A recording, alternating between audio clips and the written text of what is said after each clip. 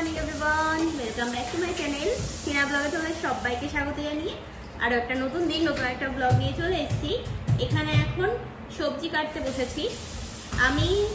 এই ডিম, তারপরে তোমার গাজর, ক্যাপসিকাম এগুলো নিয়ে এসেছিলাম যে ঘরে ফ্রাইড রাইস বানাবো। তাই আমিও ভালোবাসি আর আমিও তো খুবই ভালোবাসি এগুলো খেতে। তো এনে রেখেছিলাম, আজ করব কাল করব, এই করে করে দিন পার হয়ে যাচ্ছে, করাই হচ্ছে না। তো এখন শেষমেশ যেহেতু আমাদের ফ্রিজ নেই, তো দেখো অবস্থা নষ্ট হয়ে গেছে। এদিকে এই গাজরের অবস্থাও তাই, ঠিক আছে। আজকে না করলে একে আর খেতে হবে না, ফেলে দিতে হবে ফের। তো ওই জন্যই আজকে করে ফেলতেই হবে। তো এখানে বসলাম, এখন সবকিছু কাটাকুটি করছি, রান্না বান্না হবে। সামনে ওখানে দুধের হাঁড়িটা মাজতে আবার দুধ জাল দেওয়া হবে, ওই জন্যই। তো ঠাম্মিকে বললাম যে চলো আমি এগুলো কেটে নিই, তুমি একটু তাহলে চা বানাও। বলছে তাড়াতাড়ি দুধের হাঁড়িটা মেজে নিই।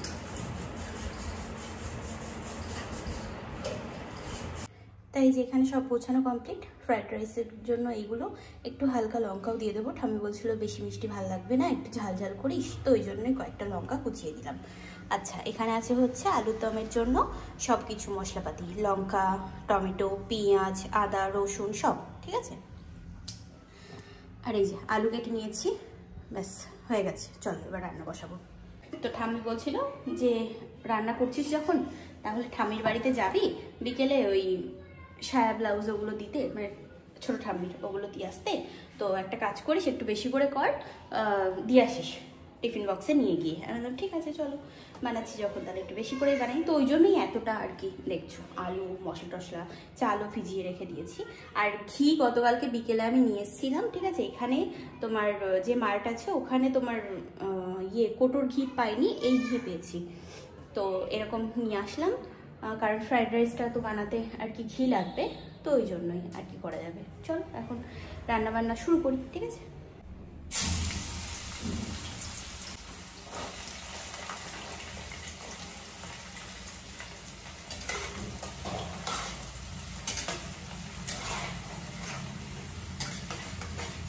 তো এই যে এখানে সব ভাজা ভাজা হয়ে গেছে। ঠাম্মি স্নান করে আসলো, তো ঠাম্মি আমাকে একটু হেল্প করে দিচ্ছে, কাজু বেটে দিচ্ছে। বললাম যে একটু কাজু মানে বাটা হলে তোমার আলুর দমটা ভালো হতো। তো বলছে দে, আমি করে দিচ্ছি, থেতো করে দিচ্ছি। এবার গ্লাসের মধ্যে নিয়ে এখন এটাকে থেতো করছি। তো এই যে এখানে এখন আলুর দমটা বানানো হচ্ছে, ঠিক আছে। মশলা কষানো হচ্ছে, মশলা কষানোর সাথে আলু কষানো হচ্ছে। এই যে আলুর দম, ঠিক আছে, এরকম হয়েছে। হ্যাঁ, আর এই হচ্ছে রাইস। তাই যে এখন খাবার নিয়ে বসলাম, তো খাওয়া দাওয়া করা যাক, ঠিক আছে। ভাতগুলো এগুলো যে চালের আমরা ভাত খাচ্ছিলাম ওই চাল দিয়েই করেছি, অন্য আমি বিরিয়ানির চাল আনিনি। তাই এখানে একটু খেয়ে উঠে শুয়েছিলাম। এখন ঠাম্মিকে ফোন করলাম, ছোট্ট ঠাম্মিকে। তো যাব হচ্ছে ঠাম্মিদের বাড়িতে, চলে এসছে ডিউটি থেকে। আর এই বালিশের কভারটা ছিঁড়তে ছিঁড়তে আর এইটুকু বাকি আছে। আসলে এই বালিশগুলো বড়, কভারটা ছোট্ট। তো আমার ঠাম্মি একে ঘুষি মেরে মেরে ঢুকিয়েছে এর ভিতরে। তো এখন কি হচ্ছে, বেরিয়ে যাচ্ছে, কিছু করার নেই। তো মুখ আটকানোর যদি কোনো রকম ব্যবস্থা থাকতো তাহলে একটা আলাদা ব্যাপার হতো। যাই হোক, এমনিও অনেক পুরনো হয়ে গেছে, তো খারাপও হয়ে গেছে। তো ঠাম্মি বলে যে ছিঁড়ে যায়, যাক, অসুবিধা নেই। তো এখন রেডি হব, বেরোবো। তাই যে এখন এই খাবার দাবার এগুলো সব নিয়ে যাচ্ছি আমি ওই বাড়িতে, ঠাম্মিদের ওখানে। রাইস দুটোতে নিয়েছি, আর এখানে তোমার ইয়েটা আছে, আলুর দমটা। আমি রেডি হয়ে গেছি দাদু ঠাম্মিদের বাড়ি যাওয়ার জন্য, ঠিক আছে। আর এবার এই যে আমি পেয়েছিলাম শাড়িটা, এই শাড়িটা আমি নিয়ে যাচ্ছি ঠাম্মির জন্য, ছোট ঠাম্মির জন্য। পুজোতে পরতে পারবে। আমার কাছে লাল সাদা শাড়ি আছে, তাই ভাবলাম যে চলো ঠাম্মির এটা আর কি দেখে পছন্দ হয়েছিল। তো আমাকে বলছিল যে শাড়িটা কত নিচ্ছে, বললাম কেন, বলছে কি বল আমি নেবো একটা। বললাম ঠিক আছে, আমার অ্যাড হয়ে যাক, তারপরে আমি তোমাকে দিয়ে দেবো। আমি তো একদিনই পরবো, একটুখানি অ্যাডের জন্য এমনি থাকলে পড়তাম, এরকম না যে পড়বো না, থাকলে পড়তাম। তবে ঠাম্মি যেহেতু আর কি পছন্দ করে, তাই ভাবলাম যে চলো দিয়ে আসি ঠাম্মিকে। আর ঠাম্মির কাছ থেকে যেগুলো নিয়ে এসেছি না সেগুলো দিয়ে আসি। হ্যাঁ, তোমার অনেকটাই উপকার করেছে, নাইলে হয়তো আমার এই অ্যাডটা হতো না, ক্যান্সেল হয়ে যেত। আর হ্যাঁ, আমি অনলাইনে মিশোতে অর্ডার দিয়েছিলাম না যে এই টাওয়াল রিংগুলো, এগুলো দুটো নিয়েছিলাম আমি। তো এখন আমার ঠাম্মি বলছে যে এখানে টানানোর মতো এই বেসিনেই একটা জায়গা আছে, আর তো জায়গা দেখছি না, তাহলে এক কাজ কর আর একটা ঘরে রেখে কি করবি, তো ওই ঠাম্মিকে দিয়ে আন। তো এখন আমার ঠাম্মির কথা মতো এই ব্যাগের মধ্যে করে নিয়ে নিলাম। চলো যাই, একটা আমাদের রাখলাম আর একটা দিয়ে আসবো। তাই যে ঠাম্মি শুয়েছিল, তো আমি বললাম কি যে চলো তো আমার সাথে ঘুরে আসবা, অনেক দিন হয়ে গেল ঘরের মধ্যে বসে আছো, একটু চলো ঘুরে আসবা, কথা সবার সাথে কথা বলবা, তো মাইন্ড ফ্রেশ হয়ে যাবে। তো এই জন্যে হ্যাঁ, একটু হাঁটাতেও নিয়ে যাচ্ছি আর ঠাম্মিদের বাড়ি ঘোরাতেও নিয়ে যাচ্ছি। চলো, এটাও তো নিতে হবে, শুধু ওটা নিতে হবে।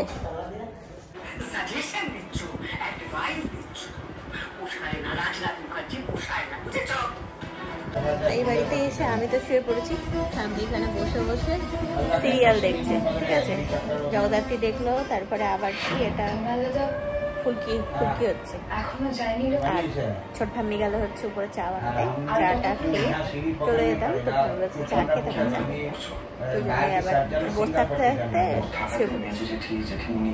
চলো এখন আমরা বেরোলাম ঠাম্মিকে নিয়ে, এখন ঘরে যাই। ঠিক আছে, আজকে বাজারে বসেছে, দেখো কত সুন্দর। তবে আজকে আর আমাদের বাজার করতে হবে না,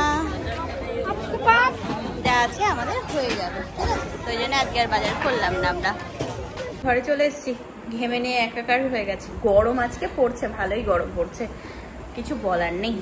হ্যাঁ, ওখান থেকে চাটা খেয়ে, মানে এখান থেকে গিয়ে ওখানে গরম লাগছিল, দাদুর ঘরে তো ধরো দাদু ঠাম্মিদের ঘরে এসি বলছি, ফ্রিজ আছে, ফ্রিজে ঠান্ডা ঠান্ডা জল খেয়ে বসে একটু গরমটা কাটালাম।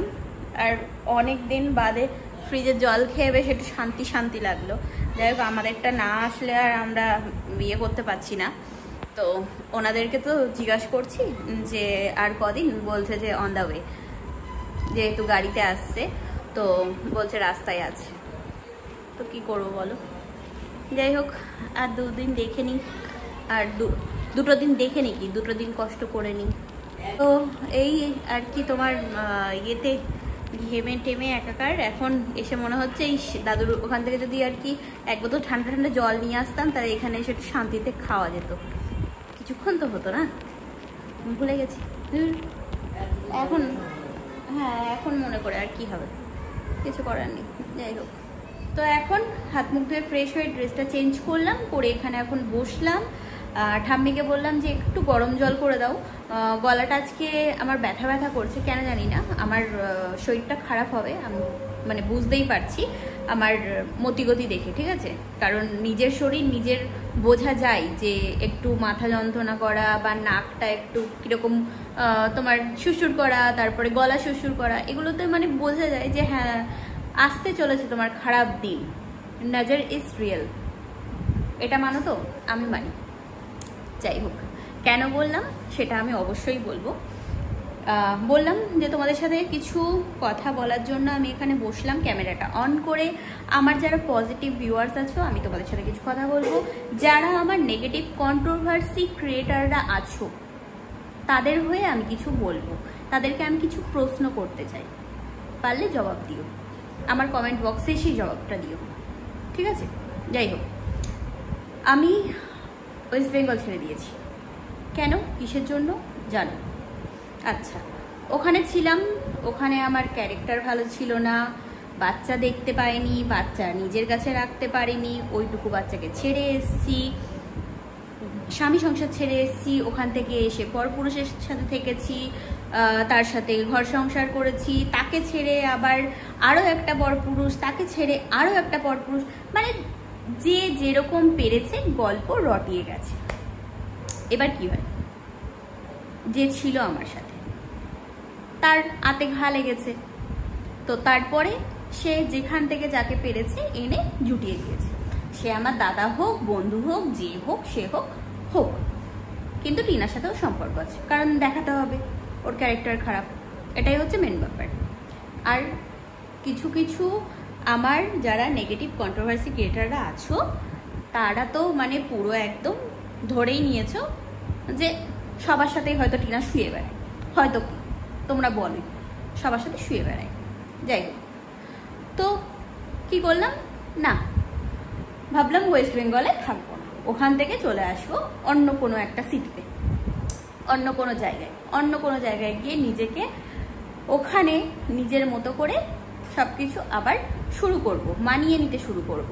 তোমাদের সামনে যে টিনাকে ক্যারেক্টারলেস বলো বা বাজারও ওরা, ঠিক আছে, চলো আমি নিজের মুখে বলছি, এইভাবে প্রমাণ করেছি, সবার সামনে তুলে ধরেছি। তো সেটাকে আমি এখন চাইছি যে যা হওয়ার হয়ে গেছে, ভালো জায়গায় আছি, ভালো খাচ্ছি, ভালো পড়ছি, ভালোভাবে থাকছি। তো সব কিছু মিলিয়ে যখন ভালো জিনিসটা আমি তোমাদেরকে দেখাচ্ছি, এর মধ্যে কেন ভাই উংলি করছো? আমি তো এটাই বুঝতে পারছি না।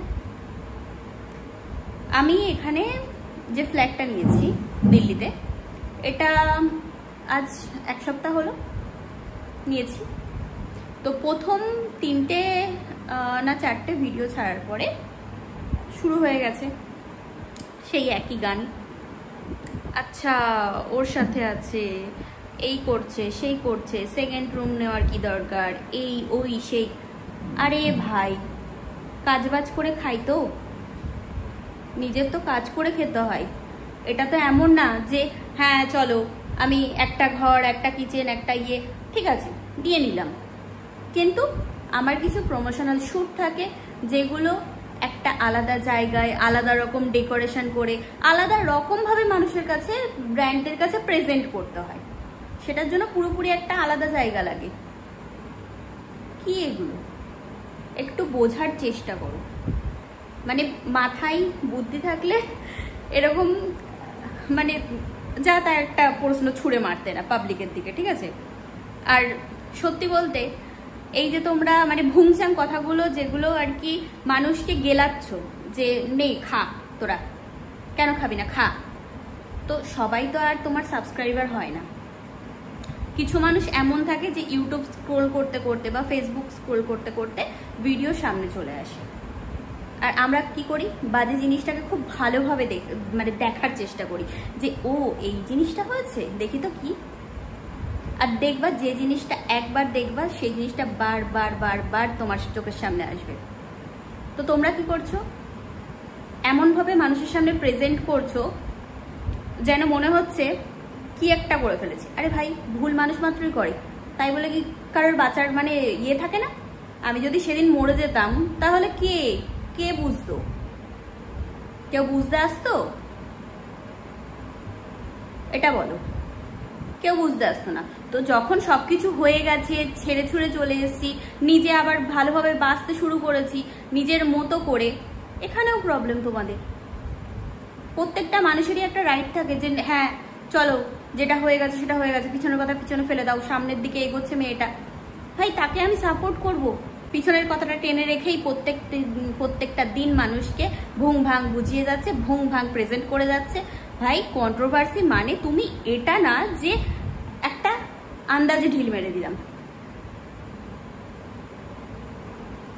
কিছু নতুন মানুষও থাকে যারা আমাদের চ্যানেলটাকে ভিজিট করে, শুধু আমার বলেই না, আমি আমার পজিটিভ কন্ট্রোভার্সি ক্রিয়েটার বলছি আর নেগেটিভদের কথাও বলছি। সবার চ্যানেলে কিছু কিছু মানুষ থাকে যারা নতুন ভিজিট করে।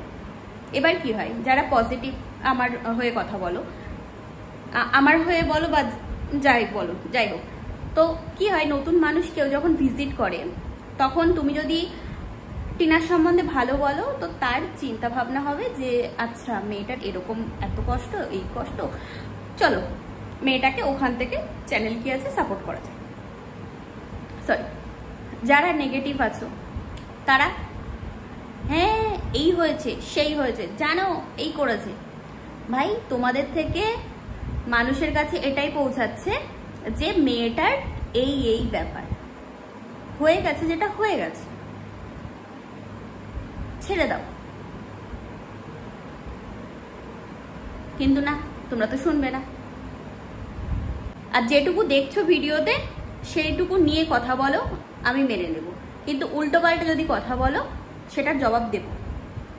আমি যেরকম এখানে আসার 3 দিন বাদে গিয়ে জবাব দিয়েছি এখানে কে আছে না আছে সেটা নিয়ে, এর পরিপ্রেক্ষিতে প্রচুর ভিডিও নেমেছে। আমি সেদিনই বলেছিলাম যে এর পরে অনেক ভিডিও নামবে, ভাই নেমেছে, ঠিক আছে নামুক, কিন্তু যেটা নেই সেটা নেই।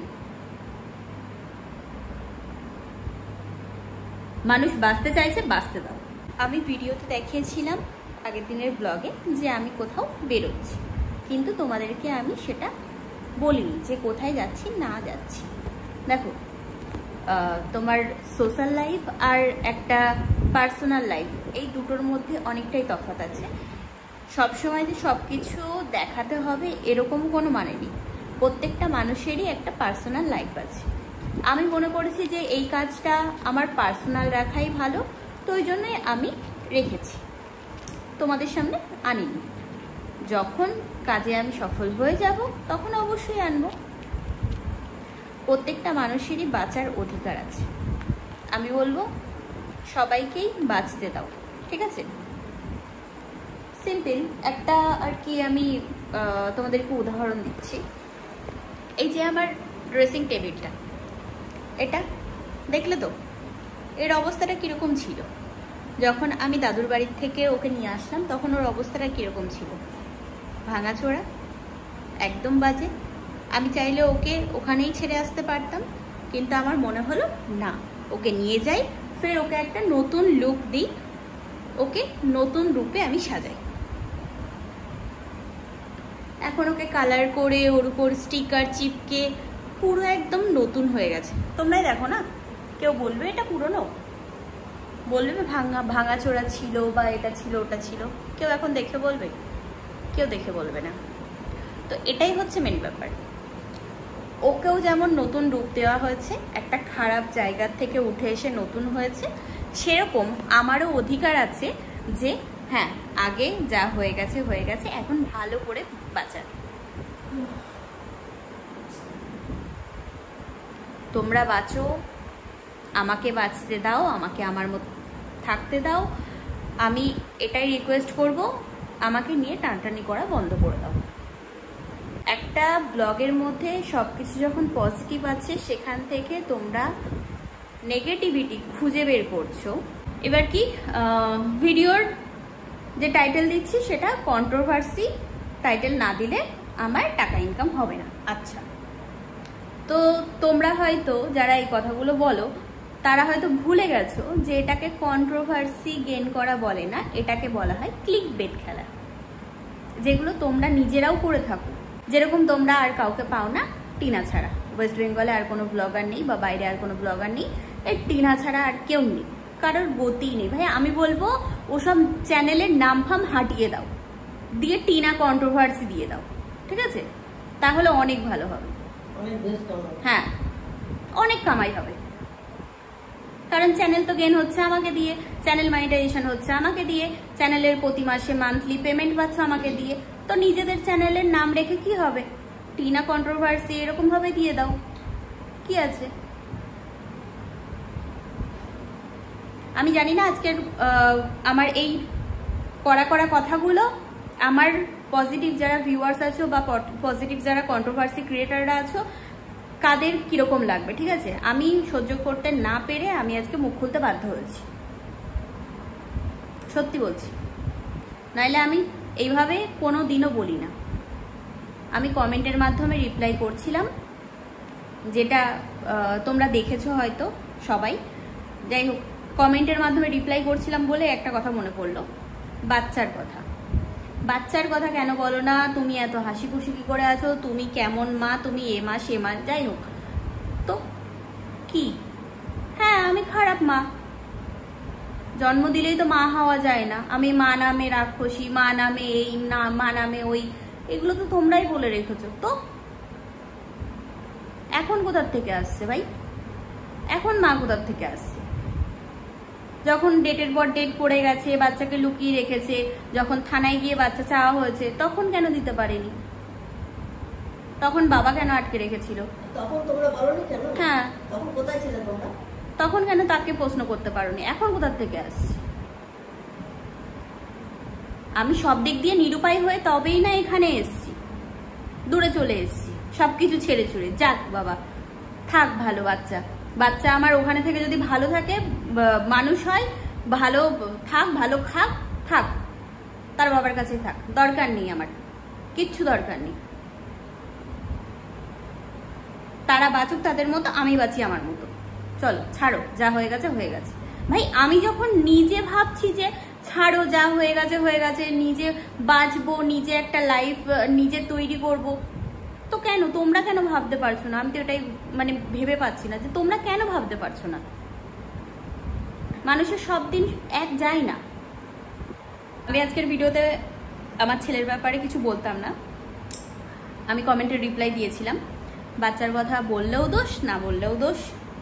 তো হয়তো এখন আমি বলছি, এটা নিয়েও কথা হবে যে ওই যে বাচ্চার কথা বলে ইনকাম করছিস, আর যদি না বলি তো ওটা নিয়েও বলবে যে বাচ্চার কথা বলে না, কেমন মা। তো ওই জন্য কমেন্টের রিপ্লাই দিয়েছিলাম, যাতে বলতে না পারো যে বাচ্চার কথা বলে ইনকাম করা হচ্ছে। যাই হোক, আজকে কথায় কথায় আর কি বলে ফেললাম কথাটা। তো এটাই বলবো যে চ্যানেলের যা নাম টাম আছে ওগুলো হাঁটিয়ে দাও, হাঁটিয়ে দিয়ে টিনা কন্ট্রোভার্সি দিয়ে দাও। দেখো অনেক ভালো ভিউজ হবে, আরো ভালো ইনকাম হবে। আর আমাকে ট্যাগ করে দিও, সবার এতে ট্যাগ করে দিও, পারলে আমি সবাইকে কমিউনিটি পোস্টে তুলে দেবো, ঠিক আছে? চলো, আরো ভালো ভিউ হবে। আজ এখানে এসে একটা শাড়ির প্রমোশনের অ্যাড পেয়েছি, সেই শাড়ি পরবো বলে এখানে আমার সায়া, ব্লাউজ বা সাজার জিনিস কিছুই তো নেই। এরকম চিন্তা ভাবনা নিয়ে তো আমি বাড়ির থেকে বেরোইনি যে এখানে স্টে করব, আমি আমার এখানে সব কিছু লাগবে, এরকম চিন্তা ভাবনা নিয়ে বেরোইনি। আমি আর আমার ঠাম্মি ঘুরতে বেরিয়েছিলাম। যাই হোক, দিল্লি শহরটাকে আমাদের ভালো লেগে গেছে, এখানে থাকার আমরা ডিসাইড করেছি, তো তারপরে আমরা আমাদের সব জিনিসপত্র আনাচ্ছি। তো এখন ওই কাজটা করতে হবে বলে কি করব না, ফালতুতে কিনবো, টাকা নষ্ট করব, ওর থেকে ঠাম্মির কাছ থেকে নিয়ে আসি। এখন চুড়িটা ঠাম্মির চুড়ি, আমার হাতে হয়নি, কারণ সবার মাপ তো একই হয় না। গলার হাড় কানের ওর না হয় হয়ে যায়, কিন্তু চুড়ি তো আর হয় না। আর আমার হাত এমনি মোটা, আমি মোটা, তো চুড়ি হয়নি। এখন আমি চুড়ি কিনেছি, চুড়ি কিনে চুড়ি পরেছি, মানে ওই টিনা আবার বিয়ে করেছে। যখন তোমরা ভিডিওর থাম্বনেলে ক্লিকবেট ক্রিয়েট করছো তখন কিছু হচ্ছে না, আর আমি যখন ক্লিকবেট খেলছি তখন হয়ে যাচ্ছে প্রবলেম। মানে তোমরা করলে লীলা আর আমি করলে বিনা, এরকম একটা ব্যাপার। সত্যি মানে। তো যাই হোক, ভালোভাবে ইনকাম করো, ব্যাস এটুকুই বলবো, ঠিক আছে? নাম ফাম হাঁটিয়ে দিও নিজেদের চ্যানেলের, টিনা কন্ট্রোভার্সি দিয়ে দাও, আর এদিকে আমাকে ট্যাগ করে দাও, আর পুজোর শপিংটা ভালো করে করো না হয়, ঠিক আছে? চলো, বরের টাকায় তো হচ্ছে না, কন্ট্রোভার্সি করে তারপরে তোমরা বেশ পুজোতে একদম জম্পেশ মজা করো, বাল্লে বাল্লে। চলো, এটুকুই বলাচ্ছি। সত্যি বলতে আমার কোনো ইচ্ছা নেই যে কন্ট্রোভার্সির মধ্যে ঢোকার বা কন্ট্রোভার্সি করার আমার ব্লগে। আমি একদম ক্লিন ব্লগ দিচ্ছিলাম, তবে সত্যি বলতে অনেক বাজে কথা হচ্ছিল, তাই ভাবলাম যে না, কিছু কথার অন্তত উত্তর দেওয়া উচিত। তো আমি এটাই বলবো যে একটা মানুষকে যদি এনকারেজ না করতে পারো, মোটিভেট না করতে পারো, তাহলে তাকে ডিমোটিভেট করো না, ঠিক আছে? তো এটুকুই বলাচ্ছি। আমি এবার থেকে আমার ভিডিওতে সবার কমেন্টের রিপ্লাইও দেব, আর যদি কেউ ভালো বলে তার ভালো রিপ্লাই যাবে, আর যদি কেউ খারাপ বলে তার খারাপ রিপ্লাইটা খারাপভাবে যাবে না, খুব ভালো করেই যাবে, ঠিক আছে? তো এটুকুই, কারণ আমার মুখে ওরকমভাবে বাজে কথা বা বাজে ল্যাঙ্গুয়েজ কখনো তোমরা শোনোনি, আর আশা করি শুনবেও না। তো যে যাই বলুক তাকে আমি ভালো করে বুঝিয়ে দেওয়ার চেষ্টা করব। তবে তোমরা আমার আগেও পাশে ছিলে, এখনও আছো, আমি তোমাদের সবাইকে অনেক অনেক ধন্যবাদ জানাবো। আর ইন ফিউচার আশা করি তোমরা সবাই আমার পাশে থাকবে। যদি আমার ব্লগে কোনো রকম কিছু ভুল দেখতে পাও অবশ্যই আমাকে কমেন্ট করে জানাবে, আমি সেই ভুলটাকে শুধরে নেওয়ার চেষ্টা করব, ঠিক আছে? এই যে এখন এখানে আটা নিয়ে বসলাম, আটা মাখবো। ঠাম্মিকে বললাম কি, ঠাম্মি একটু কফি বানাও, কারাক, মাথাটা ধরেছে। তো ওই জন্য এখন ঠাম্মি কফি বানাচ্ছি। তাই যে আমাদের এখন রাতে ঠাম্মি নাতনির খাবার। গতকালকে রাতে এই আলু মটরের সবজিটা বানিয়েছিলাম, ভিডিও করিনি আমি গতকালকে, ওই জন্যই আর তোমরা জানো না। যাই হোক, এখানে আলুর দম আছে, আর এখানে পেঁয়াজ নিয়ে এসেছি, শসা নিয়ে এসেছি, এটা দুধের সর আছে, আর আমরা গতকালকে চাটনিও করেছিলাম, তো চাটনি। রাতে খাওয়া দাওয়া কমপ্লিট, এখানে আমি বিছানা করে নিয়েছি, এবার আর কি ঘুমাবো। তো চলো আজকে ভিডিওটা এই পর্যন্তই রাখবো, কেমন লাগলো ব্লগটা জানিও। আর হ্যাঁ, আমি ওভাবে আর কি মাথা হয়ে গেছিলো, যার কারণে আমি বলে ফেলেছি, যদি খারাপ লাগে তো ক্ষমা করো, ঠিক আছে? তো চলো আজকের মতো এই পর্যন্তই, কেমন লাগলো ব্লগটা জানিও। Tata, good night and sweet dream.